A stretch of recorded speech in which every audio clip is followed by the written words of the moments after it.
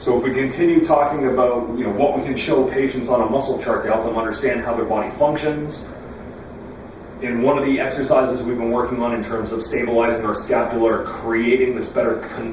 control and awareness of our scapula, we did a couple of the exercises with the same leg up, opposite leg down to help activate the opposite glute, so the contralateral glute. Why do we do that? We do that because of these posterior oblique muscle chains. Again, nothing on the body happens by accident, it's planned out. When we look at the back or a posterior part of our body, if I were to look at the back of my left shoulder, specifically the fibers of my lat, the fibers of the inferior part of my trap, if we take off the larger muscles and even we'll look at it on the other side, but the fibers of my infraspinatus muscle, those lower fibers infraspinatus, we have all these muscles that are running on kind of this 45-degree angle, and as we kind of follow those muscles down, it's uncanny how they run absolutely parallel to the fibers of the posterior hip on the other side. Even if I were to, this is the deeper muscles, kind of our glute medius, glute minimus, piriformis. If we were to throw our glute max on top of there as well, we'd realize that we have this fiber direction continuity from my right hip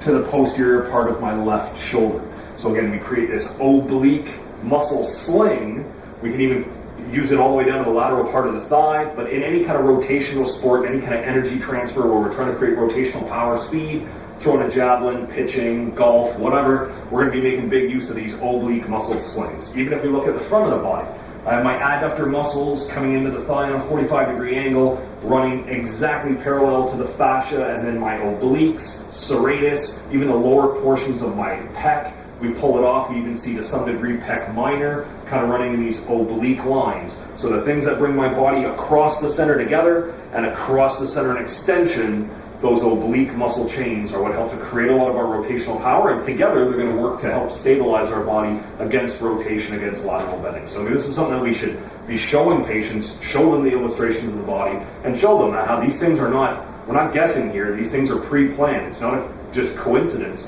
that all these muscles kind of line up.